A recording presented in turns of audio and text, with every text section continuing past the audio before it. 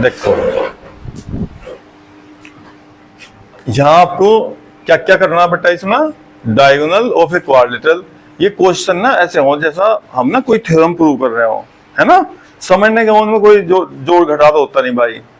तो इसमें आपको यहाँ ना बेटा सबसे पहले वो लिखना पड़ा गिवन, ये इसके सॉल्यूशन कर रहे हैं हम इस क्वेश्चन का। तो गिवन में क्या लिखा हुआ बेटा, पढ़ो ध्यान दो। Diagonal of a quadrilateral A B C D intersect each other at point O. केवल यहाँ एक क्वाड्रेटर दे रखा, क्वाड्रेटर मतलब जिसमें 4 साइड है बस, ठीक है, और कुछ नहीं दे रखा।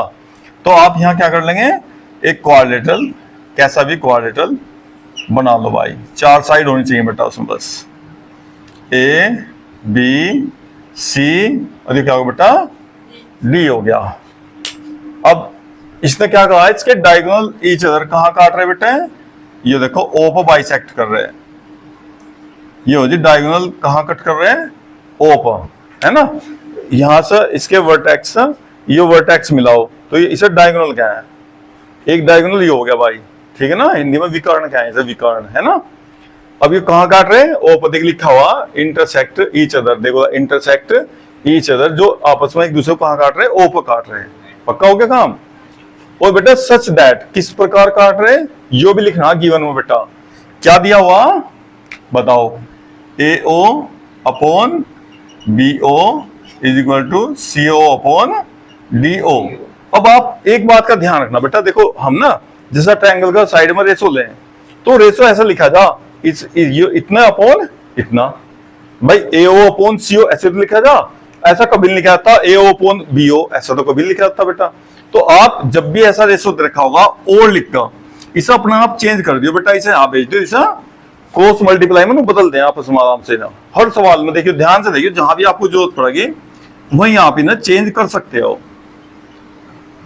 D O upon D O given, इसे इक्वेशन नंबर क्या मान ले बेटा, 1 मान ले, इक्वेशन 1। सही है भाई। अब इसे हमने देखो भाई, अब प्रूव क्या करना बेटा, प्रूव क्या करना आपको, ट्रेपीजियम। ट्रेपीजियम का मतलब वो जिसकी 2 साइड पैरेलल हो, 2 साइड चाहे पैरेलल हो ना हो सब मतलब नहीं है बेटा, लेकिन 2 साइड तो पैरेलल होनी होनी पक्का, और 2 साइड पैरेलल नहीं होने की उसकी, ठीक है। अब एक यहां ना बेटा कंस्ट्रक्शन बहुत इंपॉर्टेंट हो इन सवालों में, कंस्ट्रक्शन, इसे इंग्लिश में ना कंस्ट्रक्शन, हिंदी में क्या क्या बेटा, रचना। बस ये आपको थोड़ा देखो यहाँ इन क्वेश्चनों में यो काम करना आपको खुद, बस जो आपका काम है वो कंस्ट्रक्शन का काम है आपका बेटा, ठीक है, और कोई काम नहीं।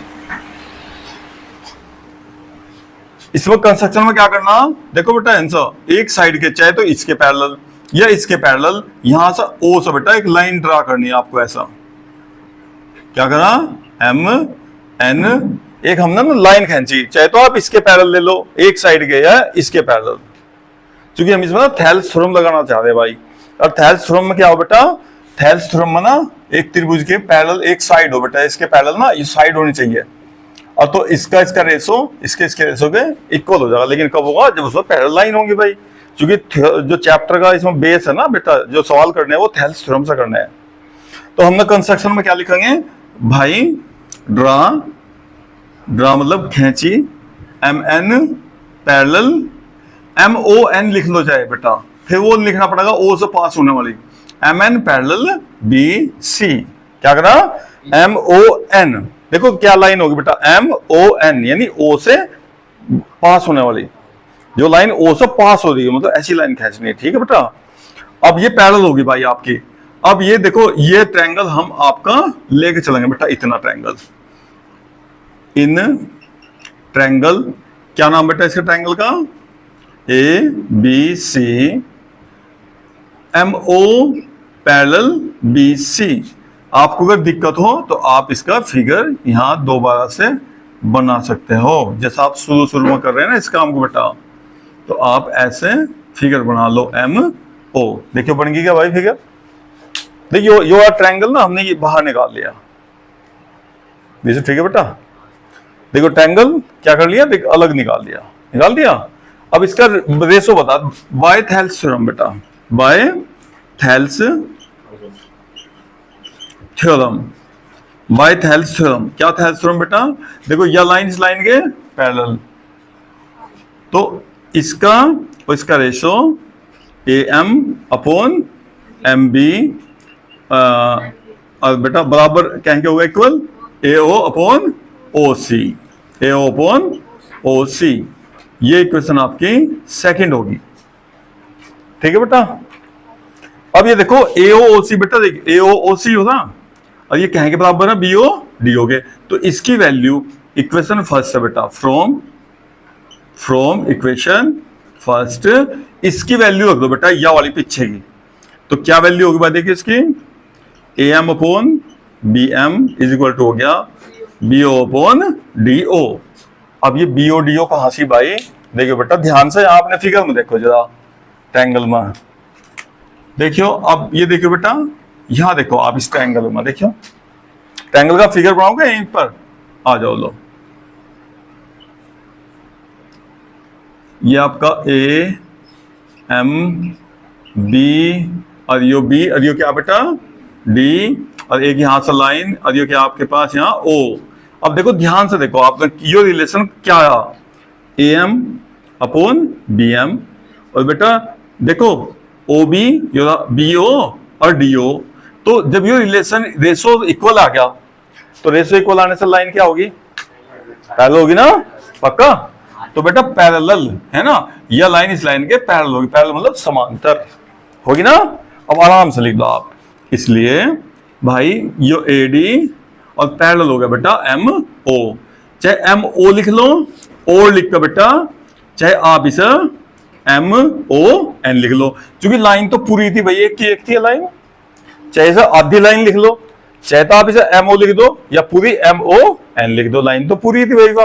अब आपने क्या करा, देखो यहां से आपने क्या कर दिया, देखिए भाई देखो इस लाइन से देखो बेटा आपने क्या करा, AD पैरेलल MON।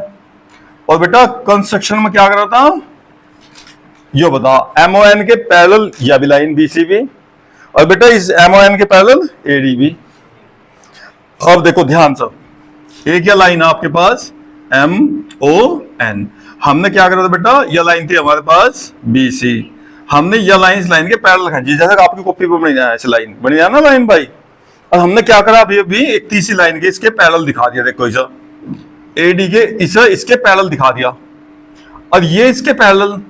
तो अगर इसे बीच में से हटा दें तो ये दोनों भी पैरेलल है कि नहीं है, आपस में जा है ना, बस यही लिखना बेटा आपको। या इसलिए भाई यो लिखो आप पहले तो बेटा, ये लाइन का नाम लिखो AD पैरेलल BC और पैरेलल इसे भी लिखो MON को भी MON। तीनों लाइन क्या होगी भाई आपस में पैरेलल। अब पैरेलल होते सार ना ये ABCD क्या हो गया, ट्रापेजियम। बता एक लाइन लगी आपको देखो प्रूव करने की, बस ये इतना सोचना पड़ा थोड़ा सा, देख दो लाइन के बारे में, यानी बाकी लिखना काम था। ठीक है ना। तो अब आप इसमें लिख दो कि भाई हैंस ABCD इज ट्रापेजियम। ठीक है भाई, ये था इतना क्वेश्चन। अब उतारो कॉपी में बेटा ऐसा।